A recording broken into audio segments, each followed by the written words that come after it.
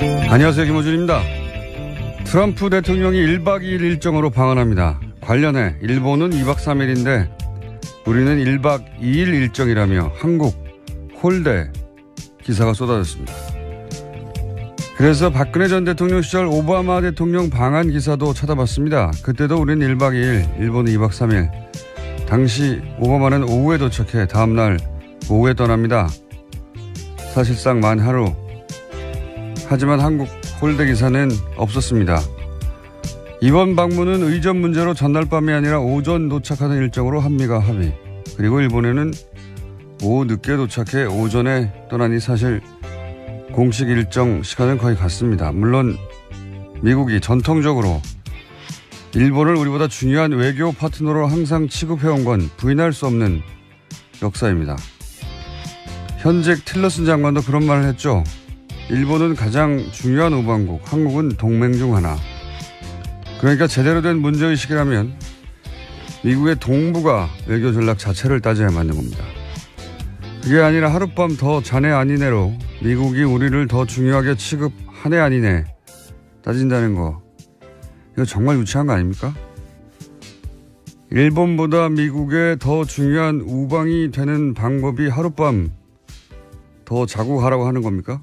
세계 2차 대전 이후 미국의 동북아 전략의 큰 틀이 호텔 체류 시간으로 바뀐답니까? 정부를 비판하는 건 얼마든지 할 수 있는데 그것도 좀 수준 있게 합시다. 그러니까 다수는 누구 겁니까? 김원준 생각이었습니다. 뭘까? 누구 겁니까? 전 이미 방송에서 수차례 말했어요. 누구 걸로 추정된다고. 자, 네. 첫 번째 뉴스는 뭡니까? 네, 박근혜 전 대통령이 구치소에서 인권 침해를 당했다면서 국제사회에 문제 제기하려는 움직임이 있다고 외신 보도가 나왔습니다. CNN이 보도한 바인데요. 박근혜 전 대통령의 국제 법무를 맡고 있는 MH그룹에서 그러한 문건을 작성했다라고 보도했습니다. 박근혜 전 대통령은 자신이 구치소에서 더럽고 차가운 감방에서 지내고 있고 계속 불이 켜져 있고 잠을 잘 수 없다 이렇게도 주장했고요. 또 건강 상태가 나빠지는데 적절한 치료를 받고 있지 못하다라고 주장했습니다. 네, 이런 걸 개뻥이라고 하죠. 더럽고 차가운 감방에서 소위 이제 변호사들이 일제히 사퇴하고 도대체 이게 무슨 전략인가 했더니 이런 전략이었군요. 그러니까 이제 변호사도 없이 이렇게 더러운 감방에서 인권 침해를 받으며 정치적 박해를 당하고 있다라고 국제사회에 호소하여 외교적 압력을 가하고 기타 등등등 이런 전략이었어요. 보니까 이거 참 정말 멍청하게 짝이 없습니다. 제가 보기에는. 네, 이러한 내용의 보고서를 유엔 인권위원회에 제출할 예정이다라고 또 밝혔는데요. 다음 달에 예정되어 있는 유엔 인권위원회에 이러한 내용들을 영향을 미치겠다라는 의도로 보입니다. 이게 왜 멍청하게 짝이 없는지 제가 얘기를 해보자면 국제인권단체하고 그리고 활동가 법률그룹이 코웍을 해가지고 이런 중요한 정치사범을 위해 활동하는 게 있어요. 저도 이런 그룹을 만나본 적이 있어요. 제가 당한 적이 있죠. 그래서 저는 해외에서 이런 그룹을 만나본 적이 있어요. 실제 이런 변호사들과 만나서 면담도 해보고 이제 네덜란드에도 유명한 그룹이 있고 런던에도 있습니다. 근데 이 그룹은 보니까 그게 아니고 돈 받고 하는 거예요. 사선 변호사 쓰고 돈 받고 하는 건데 우선 이 MH그룹을 좀 알아보니까 이 대표가 아랍계 여성이더라고요. 그리고 대표적인 사례가 이제 리비아 카다피 아들을 실제 석방시키는데 성공한 사례가 성공했나요 안 했나요? 하여튼 사례가 있는 것 같은데. 네, 사형 선고를 받았었는데 구금된 것들을 일정 기간 이후에 빠져나오긴 했었습니다. 근데 그 이제 중동 쪽 그리고 실제 이 활동가 그룹 국제적인 인권단체와 또 특히 유럽에서 활동하는 이 활동가 법률가들, 법률그룹 이 사람들이 이제 그런 단체들이 있거든요, 몇 군데.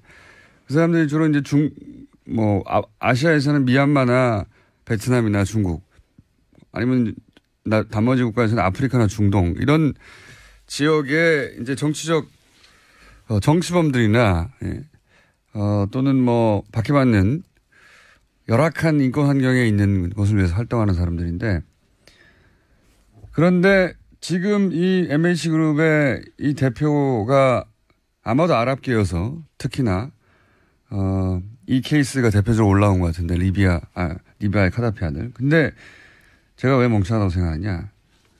우선 리비아하고 우리나라는 비교할 수가 없어요. 리비아는 내전으로 카다피가 이제 사살당했잖아요. 그리고 나서 이제 나중에 아들이 체포돼서 이제 사형 선고를 받았거든요. 근데 리비아는 이 내전 이후로 분단됐어요. 여전히 사실상의 내전 상태에 있습니다. 여기는 하도 나라가 불안정해서 IS가 국가 선언한 지역이기도 하고 그러면서 난민도 대량으로 발생하고 여기 부족이 100개가 넘어요. 서로 아직도 싸우고 있는 곳이거든요. 우리나라에서 여행 금지국이에요. 예. 여기서 이제 소위 반대쪽 편에 있던 정부가 체포하고 사형 선고를 한 겁니다. 그래서 이런 게 국제사회에서 먹히는 부분이 있었던 거예요. 근데 우리나라하고는 비교가 안 되는 게 우리나라에서는 정상적인 국회 통과를 하고 헌법재판소를 통과하고 그리고 시민들이 평화적 시위를 거치고 완전한 합법으로 네, 모든 법적 절차를 제대로 거쳤고요. 그리고 변호도 받고 있었고요. 그리고 무슨 더럽고 좁고 추운 곳에서 영양실조 올려가지고 만성질환으로 영양실조 자기가 예, 그에 대해서는 법무부가 당장 반박을 했는데요. 네. 박근혜 전 대통령이 지난 7월과 8월 달에 성모병원에서 2차례 외부 치료받는 등 충분한 진료기회 보장받았다라고도 하고요. 또 규칙적인 식사, 충분한 운동기회를 주고 있다라고 하고 있습니다. 그리고 이 영국 변호사가 우리나라에서 변론을 할 수가 없어요. 법정에 쓸 수도 없는 거 여론전만 하는 거거든요.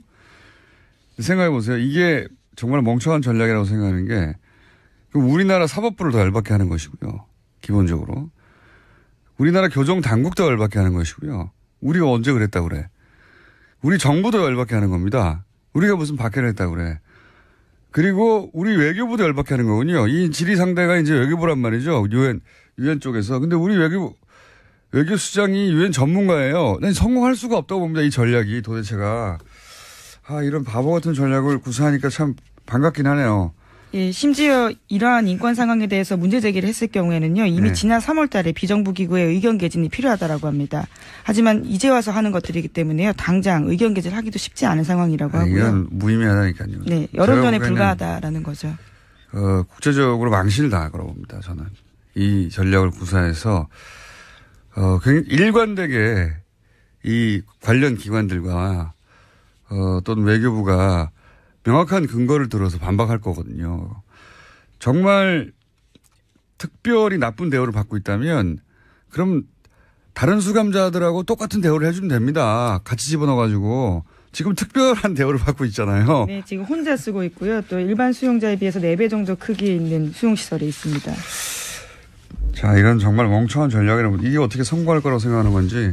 그러면서 본인은 수감받지 않겠다고, 재판받지 않겠다고 안 나오기 시작한 거 아닙니까, 이제? 네, 원래 오늘 재판이 예정되어 있는데요. 어제 법원으로 팩스를 보냈다라고 합니다. 자필 서명서인데 오늘 건강상 문제로 나갈 수 없다라고 주장했다고 합니다. 그러니까요. 예. 아프실 예정이고, 앞으로. 누가 이런 멍청한 전략을 생각해냈는지 모르겠는데요. 예. 크게 실패할 거라고 저는 전망하는 바입니다. 네. 여기에 호응할 만한 사람들은 친박밖에 없어요. 그리고 이제 초반에 국제적으로 이게 이제 우리나라에 대한 뭐랄까 인식의 수준인 것도 있긴 있어요. 문제가 뭐냐면 우리나라에서 이런 지난 9년간 소위 유엔 인권위에 이런 제소들이 있었거든요.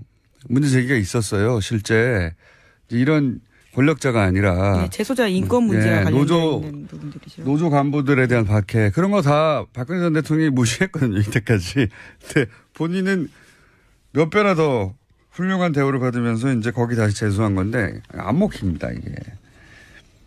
처음에 CNN 같은 곳에서도 이제 그럴듯한 곳에서 그럴듯한 변호사가 자료를 보내주니까 사실관계가 확인됐다고 생각했겠죠. 네. 하지만 곧 실제 취재를 하고 나서 다 개뻥이라는 걸 알게 될 겁니다. 이게 통하지가 않습니다. 이게 바보가 아니거든요. 그 사람들도. 자, 실패할 전략이라고 저는 전망하는 바이고, 제가 이 그룹에 대해서 실제로 국제인권단체 그리고 그 법률가 활동가 그룹에 물어볼게요. 어떤 곳인지. 네, 제가 지금 알고 있는 상식으로, 상식으로는 그렇습니다. 제가 그런 단체와 그런 그룹에 지원을 받은 적이 있거든요. 논문도 해봤고, 이거는 멍청한 전략이라고 봅니다. 자, 관련된 뉴스가 많이 쏟아졌어요, 근데, 그죠? 네, 박근혜 전 대통령 관련된 것들이 계속 나오고 있는데요. 최근엔 친박계 의원들이 보낸 편지도 돌려보냈다라고 합니다. 읽어보지도 않고 보냈는데요. 친박계에서조차 자진 탈당 권유가 나오자 아예 선긋고 있다라는 분석이 나오고 있습니다. 또 자유한국당에서는 박근혜 전 대통령 출당 작업에 속도를 내고 있습니다. 서청원, 최경환 의원도 함께 출당시킨다라는 계획입니다. 그런 계획이라는 얘기는 지금 바른정당, 탈당파, 통합파라는 말보다 탈당파라는 말이 맞는 것 같은데, 통합파하고 얘기가 급진전하고 있다 이렇게 봐야 되겠죠. 예. 네, 어제도 관련된 여론조사 말씀드렸었는데요. 네. 그 직후에 어제 국민의당 원내대표와 바른정당 원내대표가 공식적으로 만났습니다. 그 여론조사는 국민의당에서 흘린 거고요. 예. 어떻게 합니까? 비밀리에 했는데 흘려서 여론을 만들어 보려고 하는 거죠. 그래서 바른정당의 소위 자강파와 국민의당의 소위 안철수계가 이 기회에 합쳐야 되는 거 아니냐 이런 이야기가 오고 가는 것 같고요. 예. 그리고 자유한국당과 이제 통합파들이 합치려고 하는 것 같고, 여하간 바른정당은 뭐랄까요, 크게 축소되거나 아니면 국민의당과 연대하거나 바른정당의 운명은 지금과 같을 수는 없을 것 같긴 합니다. 예, 당장 전당대회를 앞두고 있는데요. 그 앞서서 경랑에 휩싸이고 있는 겁니다. 전당대회를 치러버리면 그다음부터는 또 움직이기가 명분이 안 쓰니까요. 전당대회 전에 어떻게든 하려고 양쪽 모두 난리군요. 그렇게 쉽게 부드럽고 쉽게만 될 것 같으냐 모르겠습니다. 예. 여하간 이 박근혜 전 대통령의 움직임은 탄핵 국면에서부터 한결같이 바보 같아요. 예. 도대체 누구의 컨설팅을 받고 있는 건지, 누가 이 그룹과 컨택을 해서, 아마 이제 이 그룹 대표, MH 그룹이라고 하는 것의 대표가 생긴 지도 얼마 안 됐더라고요. 여성이에요. 그 여성 자체는 실제로 제가 쓴 글들도 읽어봤는데 굉장히 똑똑하고, 인권과 관련된 활동 이력은 잘 모르겠고 인식은 가지고 있는 분인데, 이 그룹을 통해서 실제 활동한 이 일을 하게 되는 변호사는 또 따로 있더라고요. 네, 그래서 한국 기자들이 많이 접촉을 해서 의뢰인이 누구냐라는 질문들을 던졌는데요. MH 쪽에요. 알려줄 수 없다, 비밀이다라고는 밝히고 있습니다. 제가 알아보겠습니다. 네, 기대하겠습니다. 알아낼 수 있을 것도 같습니다. 예. 그보다 그렇게 넓지가 않아요. 자, 바보 같은 전략에 관련 뉴스는 앞으로 계속 나올 것 같고요. 그리고 국내에서는 이제 정당 하나를 두고 양쪽에서 땡겨가고 있습니다. 그렇게 될지 안 될지 모르겠고, 자유한국당에서 의원들을 이렇게 땡겨가는 것은 숫자와 시기의 문제일 뿐 성공할 것 같아요. 예, 성공할 것 같은데, 국민의당이 과연 어떤 형식으로 이 흡수든 혹은 당대당이든 연대든 간에 이룰 수 있을지는 그림이 쉽지가 않고, 예. 그리고 당내에서도 반발이 있을 거라고 저는 봅니다. 그건 저희 고정이 되신 박지원 전 대표하고 얘기를 나눠보도록 하죠. 다음 뉴스는요? 네, 화이트리스트 혐의를 받고 있는 허현준 전 행정관이 구속됐습니다. 박근혜 정권에서 대기업 자금으로 관변 단체를 지원해서 친정부 시위나 야당 정치인을 향한 낙선운동을 조장했다라는 의혹을 받고 있는데요. 서울중앙지법 오민석 영장 전담 부장판사는 범죄 혐의가 소명되고 증거인멸의 우려가 있어서 구속의 사유와 필요성이 인정된다라고 밝혔습니다. 구속됐군요. 예, 이분은 소위 화이트리스트 이런 단체들한테 돈 대주는 역할을 네, 돈을 지원한 거죠. 예, 중간에 했던 것이고 그런 단체들은 지방선거는 아니죠. 총선 때 지금 드러난 건 총선밖에 없는데 뭐 지방선거라고 안 했겠냐 싶긴 한데 총선 때 이런 단체들이 낙선운동을 하게 하도록 했고 생각해보면 태극기 집회에는 관련성이 없겠는가 하는 생각도 듭니다만 현재까지 밝혀진 바로는 그렇습니다. 아마 구속되어서 추가 조사를 하면 태극기 집회의 관련성도 저는 나올 가능성이 대단히 높다. 그런 생각이 듭니다.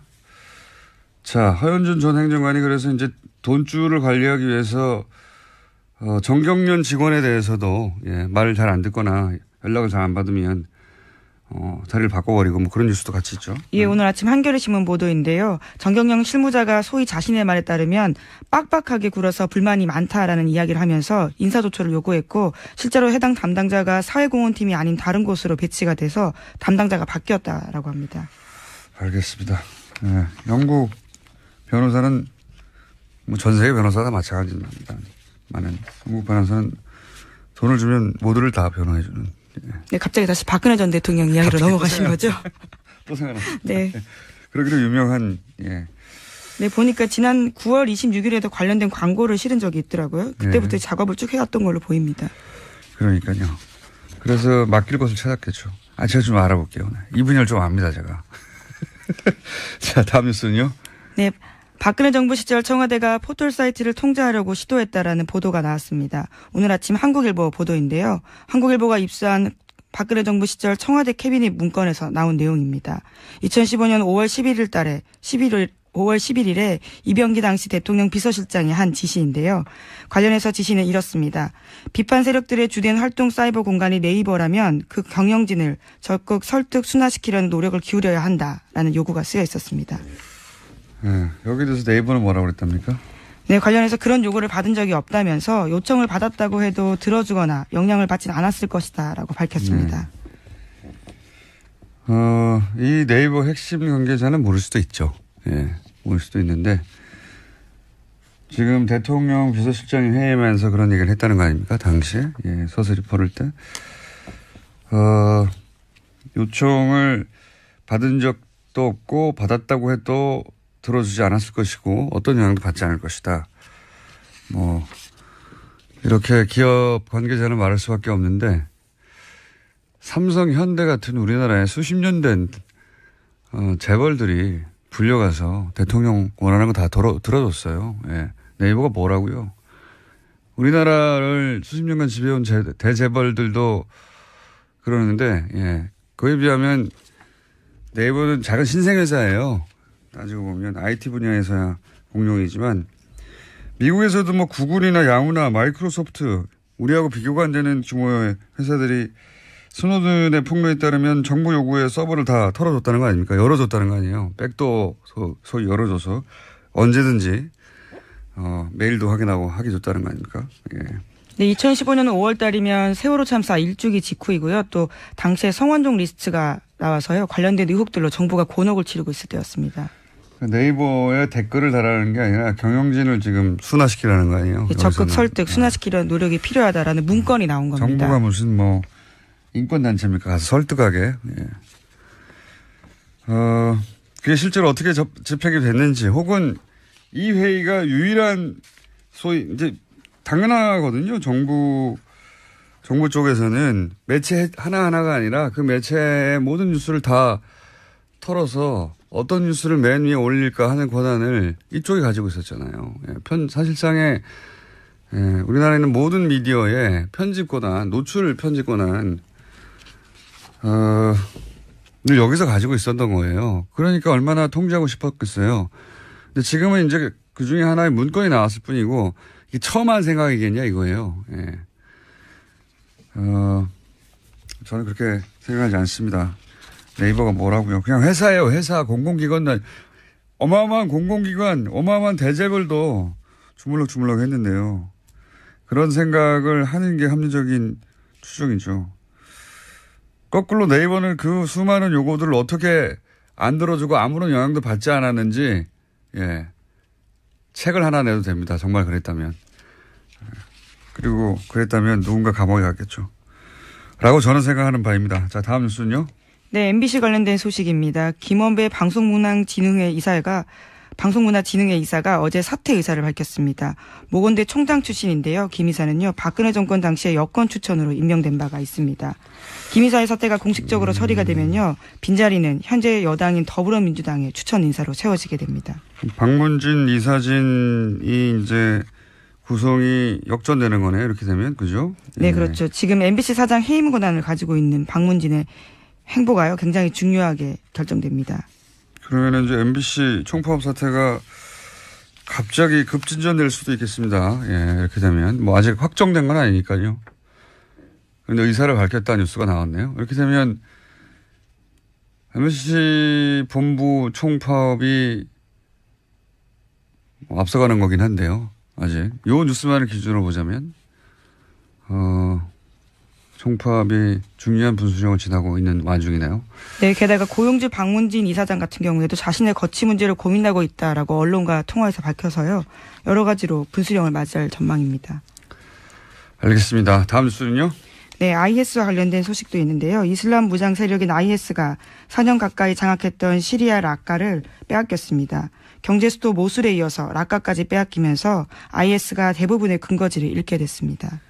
IS는 거의 끝나가는 것 같고요. 예. IS가 거의 끝나가자 IS 전투의 최전선에 섰던 이제 쿠르드 자치정부가 독립선언을 했잖아요. 맞물려서.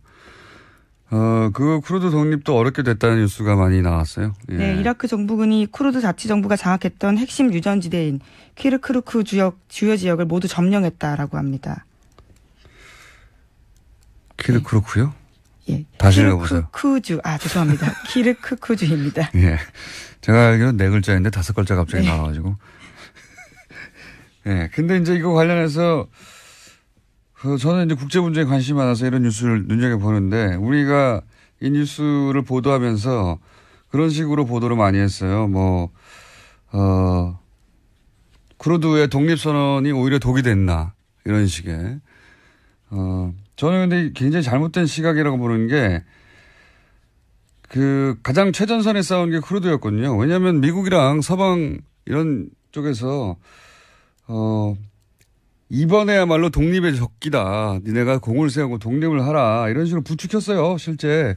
근데 거의 다 끝나가서 실제로 이제 독립선언을 하니까 발을 또 빼고 배신하는 거죠. 예. 트럼프 대통령은 어느 쪽도 지지하지 않는다. 중립인 척 하는데 이것도 개뻥이고요. 쇼고.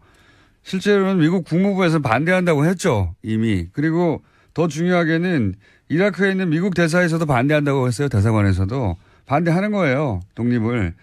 그리고 이제 서방 국가들 다 빠져버리고 주변국도 다 빠져버리고 또 배신당한 거죠. 워낙 쿠르드가 계속해서 배신당했지만. 근데 이게 쿠르드가 판단을 잘못해서 배신당한 거다. 이렇게 혹은 욕심을 부려서 혹은 독립투표를 무리하게 밀어붙여서 이런 국내 보도가 꽤 있었어요. 이게 굉장히 서구적 시각이거든요. 생각해 보시면 우리가 일제강점기에 헤이그에 막 사람 보내고 막 상해 임시정부 세우고 그렇다고 해서 일본이 탄압을 더 한다. 그래서 임시정부가 독이 됐다. 독립운동이 독이 됐다 하는 것과 마찬가지인 겁니다. 이게 일본의 시각이거든요. 우리가 왜 서구의 시각으로 이 사건을 봅니까? 이거는 서구가 배신한 거거든요. 이용하고 또다시 버린 거예요. 예. 이 뉴스는 다음에 한번 다루기로 하죠. 자세히. 네, 키르크쿠 지역입니다. 다시 한번 강조드리겠습니다. 알겠습니다. 시사인의 김은지였습니다. 감사합니다. 로 보입니다. 이게 왜 멍청하게 짝이 없는지 제가 얘기를 해보자면 국제인권단체하고 그리고 활동가 법률그룹이 코웍을 해가지고 이런 중요한 정치사범을 위해 활동하는 게 있어요. 저도 이런 그룹을 만나본 적이 있어요. 제가 당한 적이 있죠. 그래서 저는 해외에서 이런 그룹을 만나본 적이 있어요. 실제 이런 변호사들과 만나서 면담도 해보고 이제 네덜란드에도 유명한 그룹이 있고 런던에도 있습니다.